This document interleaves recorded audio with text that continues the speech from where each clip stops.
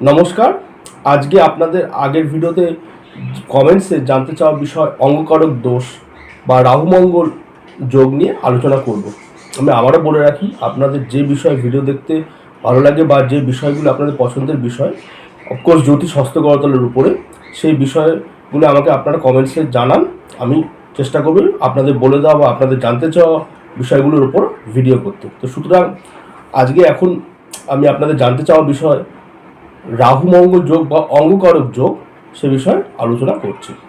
আচ্ছা, এখানে সবার আগে একটা জিনিস বুঝতে হবে, যে কোনো নেটিভের চার্টে রাহু মঙ্গল যদি একসাথে বসে থাকে সেটাকে আমরা অঙ্গকারক যোগ বলে জাস্ট বাজে হবে বা অশুভ ফল বলে সেই রাহু বা মঙ্গলের যদি আমরা রেমেডি বা প্রতিকার করার চেষ্টা করি, সেটা কিন্তু বিষয়টা এতটা ইজি না। কারণ আর জ্যোতিষে আরও অন্যান্য বিষয়ের মতো রাহু মঙ্গল যোগ বা অঙ্গকারক যোগেরও অনেক ভ্যারিয়েশন রয়েছে, অনেক ইফস অ্যান্ড বাটস রয়েছে, অনেক কন্ডিশন বা শর্ত রয়েছে রাহু মঙ্গল যোগটার ফল দেওয়ার ক্ষেত্রে।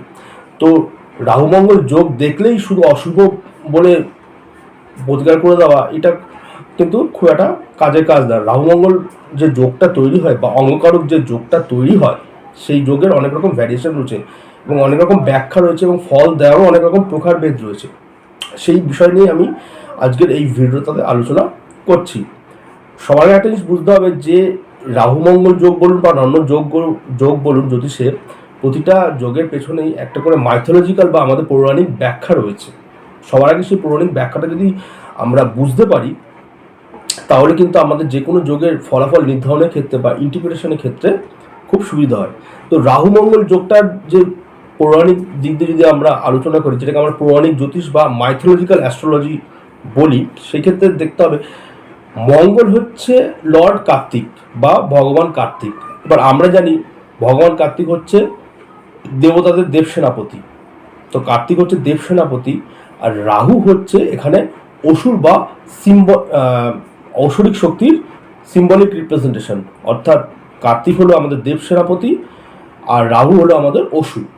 এবারে আমরা তো আমাদের পৌরাণিক কাহিনীগুলোতে দেখেছি দেবতাদের সাথে অসুরদের তো প্রায়শই যুদ্ধ বিগ্রহ সব লেগেই থাকতো। তো দেব সেনাপতি হওয়ার জন্য মঙ্গল বা কার্তিক রাহুর সাথে তো সবসময় সংঘর্ষে লিপ্ত থাকে। সেই জন্য রাহু আর মঙ্গল যখনই কোনো রাশিচক্রে একসাথে দেখা যায়, তখনই সেটা একটা যুদ্ধ করার মতো পরিস্থিতি তৈরি হবে। এক্ষেত্রে যুদ্ধ বলতে কী হবে, জাতক বা জাতিকার জীবনে অশান্তি, ঝুটঝামেলা, আপদ বিপদ, বাধা ইত্যাদি বোঝায়। আচ্ছা, আপনি একটা জিনিস খেয়াল করে দেখুন, মঙ্গল হলো কার্তিকের প্রতিরূপ। তো কার্তিক কার সন্তান ধরা হয়? ভগবান শিবের সন্তান। তো এবার শিবের কারক গ্রহকে, অর্থাৎ কোন গ্রহকে আমরা শিব বলে ধরি? দ্য লর্ড অফ ট্রুথ হচ্ছে শনি বা স্যাটার্নকে শিবের প্রতিরূপ ধরা হয়। এবার আপনি খেয়াল করে দেখুন, মঙ্গল অর্থাৎ কার্তিক এখানে স্যাটার্ন অর্থাৎ শিবের যে নিজস্ব রাশি বা ঘর মকর, সেখানে উচ্চস্থ হয়। তো সেখানে ছেলে উচ্চস্থ হচ্ছে বাবার নিজস্ব ঘরে। তো সুতরাং এখানে মকরে মঙ্গল বা কার্তিক শনির ঘর যেটা হচ্ছে মকর, সেখানে উচ্চস্থ হচ্ছে। এবার একটা খেয়াল করে দেখুন, মকরে মঙ্গল উচ্চস্থ হয় আর রাহু উচ্চস্থ হয় মিথুনে। মকরে মঙ্গল উচ্চস্থ হচ্ছে আর রাহু উচ্চস্থ হচ্ছে মিথুনে। এবার খেয়াল করে দেখুন, মকরকে যদি 1 নম্বর ঘর ধরেন, তো 1 নম্বর থেকে ঘর ধরে মিথুন অব্দি গেলে ক নম্বর ঘর হচ্ছে মিথুন? 6 নম্বর ঘর বা ষষ্ঠ ভাব। মকরকে যদি আপনি 1 নম্বর ঘর ধরেন, মকরকে 1 নম্বর ঘর ধরে যদি গোনা হয়, তাহলে মিথুন হচ্ছে ষষ্ঠ ভাব। আবার মিথুন থেকে যদি মিথুন যদি 1 নম্বর ঘর হিসাবে ধরা হয়, তাহলে মকর হচ্ছে মিথুনের অষ্টম ভাব। তো এখানে আমরা জানি ষষ্ঠ ভাব থেকে শত্রুতা, কম্পিটিশন ইত্যাদি বিচার করা হয়। তো সুতরাং এখানে সিম্পল বলতেই বোঝা যাচ্ছে মঙ্গলের উচ্চস্থ ঘর থেকে রাহু উচ্চস্থ ঘর হয়ে যাচ্ছে ষষ্ঠ ভাব। তো সেক্ষেত্রে শত্রুতা বা কম্পিটিশন বা এক্ষেত্রে আপনার যদি বলেন যুদ্ধ বিগ্রহ, তো সেই ক্ষেত্রে মঙ্গল আর রাহুর মধ্যে একটা যুদ্ধের সম্পর্ক বা একটা শত্রুতার সম্পর্ক, একটা কম্পিটিশনের সম্পর্ক রয়েছে। জাস্ট সিম্পল ভাবে আমরা রাশিচক্রটাকে যদি কাউন্টিং করতে পারি, তাহলেই বুঝতে পারি। আচ্ছা, এখানে মঙ্গল মকরে উচ্চস্থ। মকর কি ন্যাটাস জোডিয়াকের 10th হাউস, রাইট? তো 10th হাউস মানে কি? কর্মভূমি, কর্মের জায়গা। তো মকরটা হয়ে যাচ্ছে মঙ্গলের কর্মের জায়গা। আচ্ছা, এখানে মঙ্গল মানে কি? কার্তিক মানে কি? যোদ্ধা। তো একজন যোদ্ধার ক্ষেত্রে কর্ম কি? যুদ্ধ করা, তাই তো? মঙ্গল এখানে কার্তিকের প্রতিরূপ যদি ধরি, আর কার্তিক হচ্ছে এখানে যোদ্ধা। তো একটা যোদ্ধার কাজ কি বা কর্ম কি? যুদ্ধ করা। তো সুতরাং সেক্ষেত্রে মঙ্গলের কাজ যুদ্ধ করা। সেই যুদ্ধটা কোথায় করছে? ন্যাটাল জোডিয়াকের 10th হাউস, মানে দশম ভাব হচ্ছে কর্মভাব, সেই কর্মভাব হচ্ছে মকরে। তো সুতরাং সেই জন্য মঙ্গল যে যোদ্ধা, যে কর্মবীর, সেই মকরে উচ্চস্থ হয়। অর্থাৎ এখানে উচ্চস্থ বলতে বোঝাচ্ছে সে সেখানে নিজেকে কমফোর্টেবল ফিল করে বা পাওয়ারফুল মনে করে। ঠিক আছে। আচ্ছা, এখানে একটা বিষয় বুঝতে হবে, রাহু মঙ্গল যোগ তৈরি হলে তার যে রেজাল্ট বা ফলাদেশে অনেক রকম ভ্যারিয়েশন হয়। সেটা কি? ভালো করে বুঝুন। রাহু এবং মঙ্গল যদি কোনো একটা রাশিতে বসে থাকে, আপনি চোখ বন্ধ করে জাস্ট গদ্ধরা প্রেডিকশন বললে হবে না, সেটা ভ্যারিয়েশনটা বুঝুন। ভ্যারিয়েশনটা হচ্ছে রাহু এবং মঙ্গল এক রাশিতে বসে থাকে এবং রাহুর ডিগ্রি মঙ্গলের থেকে বেশি হয়, তাহলে এখানে রাহু এবং মঙ্গলের সরাসরি ফেস টু ফেস একটা ক্ল্যাশ তৈরি হয়ে যাচ্ছে। রাহুর ডিগ্রি যদি মঙ্গলের থেকে বেশি হয়, তার একটা ফেস টু ফেস ক্ল্যাশ তৈরি হয়ে যাচ্ছে। ফলে এই ক্ল্যাশটা, অর্থাৎ সেক্ষেত্রে রাহু এবং মঙ্গলের যদি এক রাশিতে বসে থাকে কোনো জাতক বা জাতিকার চার্টে, সেখানে রাহু ডিগ্রি যদি বেশি হয়, তাহলে সেক্ষেত্রে তার জীবনে এই যে দ্বন্দ্ব, ঝুট ঝামেলা, এই যে অশুভ প্রভাবটা অনেক বেশি হবে, অনেক আরও ফিলোসাস হবে।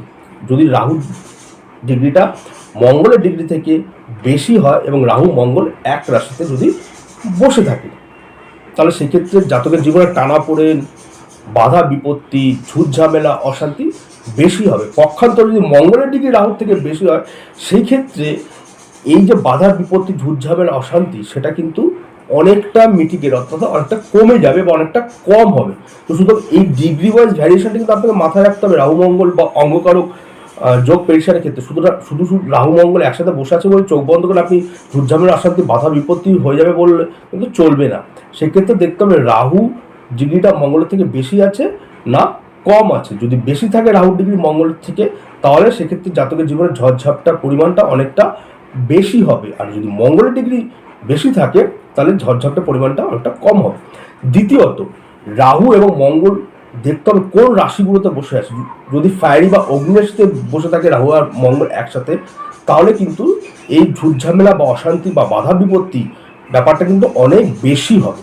আর যদি পৃথ্বী রাশিতে বসে থাকে, তাহলে অগ্নি রাশির তুলনায় অনেকটা কম হবে, অনেকটা বলতে কিছুটা কম হবে। তাহলে সব থেকে বেশি ঝুট ঝামেলা হবে অঙ্গকারক যোগের ফলটা অগ্নি রাশিতে যদি রাহু মঙ্গল একসাথে বসে থাকে, তার থেকে তুলনামূলকভাবে কম হবে যদি পৃথ্বী রাশিতে রাহু মঙ্গল এক রাশিতে বসে থাকে। আর সব থেকে কম হবে জলরাশি এবং বায়ু রাশিগুলোতে। সেই ক্ষেত্রে ঝুট ঝামেলা, অশান্তি জাতকের জীবনে থাকবে, কিন্তু অনেকটা ইন্টেন্সিটি বা তীব্রতা বা প্রাবল্যতাটা অনেক কম হবে বায়ু এবং জল রাশিতে। সুতরাং এখানে আপনি কোন রাশিতে বসে আছে রাহু এবং মঙ্গল, সেটা দেখতে হবে। শুধু শুধু চোখ বন্ধ করে যে কোনো রাশিতেই সবই আপনি যদি একই ফল বলে যান, তাহলে কিন্তু প্রেডিকশন মিলবে না। সেক্ষেত্রে যে ফলের যে ভ্যারিয়েশন বা ইন্টেন্সিটি বা তীব্রতাটা, এটা কিন্তু কম বেশি হবে রাশি ওয়াইজ, প্লাস ডিগ্রি ওয়াইজ, অর্থাৎ রাহুর ডিগ্রি বেশি না মঙ্গলের ডিগ্রি বেশি, সেটাও কিন্তু আপনাকে খেয়াল করতে হবে। তাহলে বুঝতে পারছেন কত কিছু জিনিস আপনাকে দেখতে হবে। এছাড়া অ্যাটলিস্ট মাথায় রাখবেন, রাহু এবং মঙ্গল জাতককে যোদ্ধা, অর্থাৎ এক্ষেত্রে বলে জীবন যুদ্ধ, অর্থাৎ জীবনের মধ্যে বেঁচে থাকার লড়াই, যেটা যে লড়াই করার সাহসটাও কিন্তু রাহু এবং মঙ্গল কম্বিনেশনটা দেয়। এখানে মঙ্গল মেল প্ল্যানেট এবং রাহু মেল প্ল্যানেট হিসাবে কাজ করে। তো শুধু মেল শক্তি, অর্থাৎ পুরুষ যে শক্তিটা, অর্থাৎ কর্মঠ, উদ্যম, চেষ্টা, প্রচেষ্টা, যে কোনো বাধা বিপত্তিকে সামনে থেকে ফেস করা, যে কোনো ঝুটঝামেলা হলে তাকে ফেস করা, জীবন যুদ্ধে লড়াই করা, এইটা কিন্তু রাহু মঙ্গল কম্বিনেশন থেকেই আসে। সুতরাং রাহু মঙ্গল কম্বিনেশন মানে যে জাতকের ক্ষেত্রে নেগেটিভ হয়ে গেল, জাতকের জীবন তোলপাড় হয়ে গেল, সেটা না। সেটা তো হতেই পারে, সেটা রাশি ওয়াইজ দেখতে হবে, সেই রাশি ওয়াইজ কম হবে না বেশি হবে, সেই ভ্যারিয়েশনটা দেখতে হবে, প্লাস ডিগ্রি কী আছে সেটাও দেখতে হবে, রাহু ডিগ্রি বেশি না মঙ্গলের ডিগ্রি বেশি। এছাড়া রাহু মঙ্গল কম্বিনেশন জাতককে সবসময় একটা বল বা একটা ফোর্স দিয়ে থাকে, যেটা জাতককে জীবন যুদ্ধে লড়াই করে বাঁচতে সাহায্য করে। তো সুতরাং রাহু মঙ্গল যোগটা একদিকে যেমন জাতকের জীবনে ঝুটঝামেলা, ঝঞ্ঝাট নিয়ে আসে, আবার সেই রাহু মঙ্গলই কিন্তু জাতককে সেই জীবন যুদ্ধে লড়াই করতে, ফেস করতে, সাহসতে এগিয়ে যেতে, বা যে কোনো ঝুটঝামেলা, অশান্তি বা যে কোনো বড় ধরনের ক্যালামিটি ফেস করতে কিন্তু সাহায্য করে। তো রাহু মঙ্গল যোগ কিন্তু জাতককে এক্ষেত্রে নির্ভীক বা সাহসী করে তোলে। তো সুতরাং বুঝতেই পারছেন রাহু মঙ্গল যোগটা কীরকম ভাবে কাজ করে। তো সুতরাং আপনার এখানে বুঝতে হবে রাহু এবং মঙ্গল যোগটা কিন্তু রাশিচক্রে কোন রাশিতে বসে আছে, প্লাস রাহুর ডিগ্রি বেশি না মঙ্গলের ডিগ্রি বেশি, তার উপর নির্ভর করে। এছাড়া আমরা যদি পৌরাণিক জ্যোতিষ বা মাইথোলজিক্যাল অ্যাস্ট্রোলজি হিসাবে দেখি, রাহু হচ্ছে এখানে অসুরের প্রতিরূপ, আর মঙ্গল হচ্ছে দেবসেনাপতি কার্তিকের প্রতিরূপ। তো সুতরাং এখানে অসুর আর দেবতাদের মধ্যে যুদ্ধ তো সারা জীবন লেগেই থাকে। তো সেই অর্থে সেই কারণে যদি আমরা মানুষের জীবনে রাশিচার্ট বা জন্মকুষ্ঠিতে ফেলি, তাহলে সেক্ষেত্রে মানুষের জীবনে যুদ্ধ বিগ্রহ সংগ্রাম ইত্যাদি সারাক্ষণ লেগেই থাকবে। এছাড়া আমি আগেও বললাম যে মকরের উচ্চস্তর মঙ্গল আর রাহু উচ্চস্তর মিথুনে। তো মকর থেকে মিথুনের যে ভাব বা ঘরটা সেটা 6 নম্বর ঘর, অর্থাৎ মকরকে 1 নম্বর ঘর ধরলে মিথুন হচ্ছে ষষ্ঠ ভাব। তো ষষ্ঠ থেকে তো আমরা জানি যুদ্ধ বিগ্রহ প্রতিযোগিতা কম্পিটিশন লেগেই থাকে, সেজন্য রাহু আর মঙ্গলের মধ্যে সবসময় একটা কম্পিটিশন লেগে থাকে। আচ্ছা, এই কম্পিটিশনটা কিন্তু ভালো কম্পিটিশন হতে হবে, অর্থাৎ কেউ মানে জীবন যুদ্ধ প্রতিযোগিতার ক্ষেত্রে একে অপরকে ছাপিয়ে যাওয়া, একে অপরের থেকে বেশি উন্নতি করার যে কম্পিটিশন বা প্রতিযোগিতা, সেটাও বোঝায়। তো শুধু রাহু মঙ্গল যোগ কিন্তু শুধু খারাপ নয়, রাহু মঙ্গল যোগ কিন্তু নেতৃত্বকে বা জাতককে অনেক শক্তপোক্ত শক্তিশালী, অনেক অনুপ্রেরণা দেয়, প্লাস জীবন যুদ্ধে এগিয়ে যাওয়ার বা কম্পিটিশন প্রতিযোগিতা টিকে থাকার জন্য কিন্তু সাহায্য করে। তো সুতরাং আশা করি বুঝতে পারছেন, আপনার রাহু মঙ্গল যে যোগটা সেটা শুধু একসাথে বসে চোখ থাকলে যে চোখ বন্ধ করে আপনি শুধু নেগেটিভ বা অশুভ ফল বলে দেবেন, তাতে কিন্তু হবে না। আপনাকে দেখতে হবে রাহু এবং মঙ্গল কোন রাশিতে বসে আছে, প্লাস রাহু এবং মঙ্গলের কোনো ডিগ্রি আছে কিন্তু। এছাড়া আর একটা জিনিস আপনাকে দেখতে হবে, রাহু এবং মঙ্গলকে অন্য কোনো গ্রহ দৃষ্টি দিচ্ছে কিনা, সেটা একটা বড় ফ্যাক্টর। রাহু এবং মঙ্গলকে যদি অন্য কোনো গ্রহ দৃষ্টি দেয়, যেমন বৃহস্পতি যদি দৃষ্টি দেয় এবং সেই বৃহস্পতি যদি অগ্নি রাশি থেকে রাহু এবং মঙ্গলকে দৃষ্টি দেয়, তাহলে কিন্তু সেই জাতকের জীবনে ঝুটঝামেলা অশান্তি কিন্তু আরো বাড়িয়ে দেবে। লোকে ভাববে বৃহস্পতি শুভ গ্রহ, বৃহস্পতি দৃষ্টি দিচ্ছে বলে কমে যাবে, তা না। যদি বৃহস্পতি ফায়ারি সাইন থেকে রাহু মঙ্গল কম্বিনেশনের উপর যদি দৃষ্টি দেয়, তাহলে জাতকের জীবনে ঝুটঝামেলা অশান্তি প্রতিযোগিতা সংগ্রাম কিন্তু আরো বাড়িয়ে দেবে।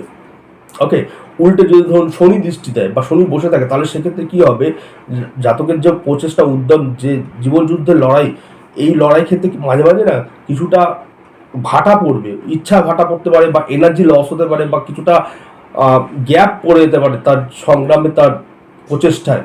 তো সুতরাং শনির দৃষ্টি এখানে এই কাজ করবে। আবার যদি ধরুন শুক্র বা বুধ দৃষ্টি দেয় বা থাকে, রাহু মঙ্গলের সাথে একসাথে বসে থাকে। আচ্ছা, এখানে আমি শুধু বৃহস্পতি শনির দৃষ্টির কথা বলেছি, শুধু দৃষ্টি না, যদি বৃহস্পতি এবং শনি যদি রাহু মঙ্গলের সাথে একসাথে বসেও থাকে, তাহলেও কিন্তু ফলে তারতম্য আসবে বা প্রেডিকশনে অন্যরকম হবে।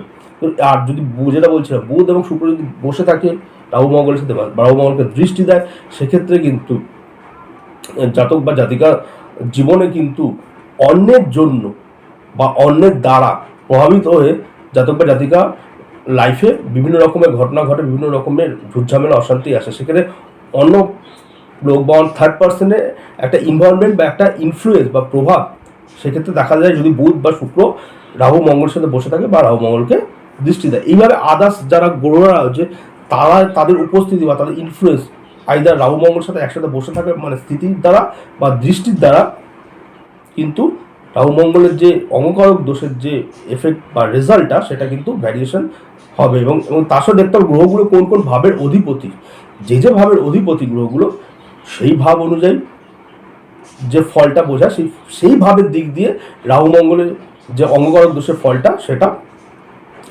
আসবে।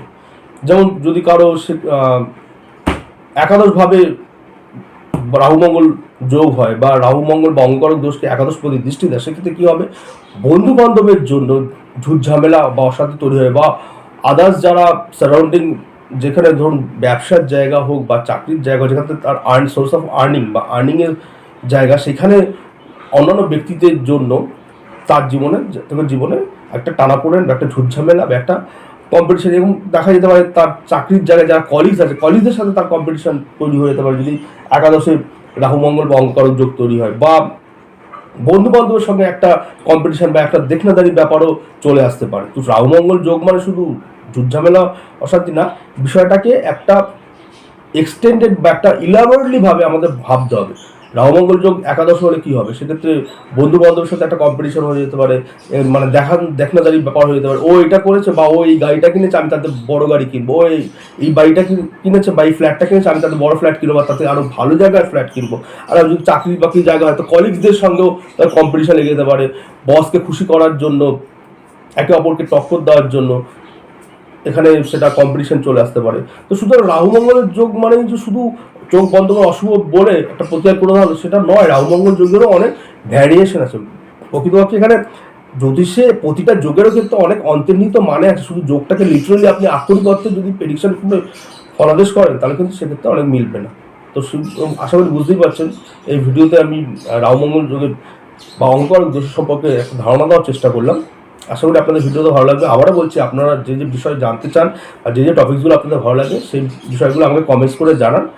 আমি অবশ্যই সেই বিষয়ে ভিডিও বানানোর চেষ্টা করবো। আর এই আজকের এই ভিডিওটা সম্পর্কে আপনাদের কি বক্তব্য বা এই ভিডিওটার সম্পর্কে যদি কোনো কিছু জানতে চান তাহলে আমাকে কমেন্টস করে অবশ্যই জানাবেন। আর ভালো লাগবে লাইক করবেন, শেয়ার করবেন। নমস্কার।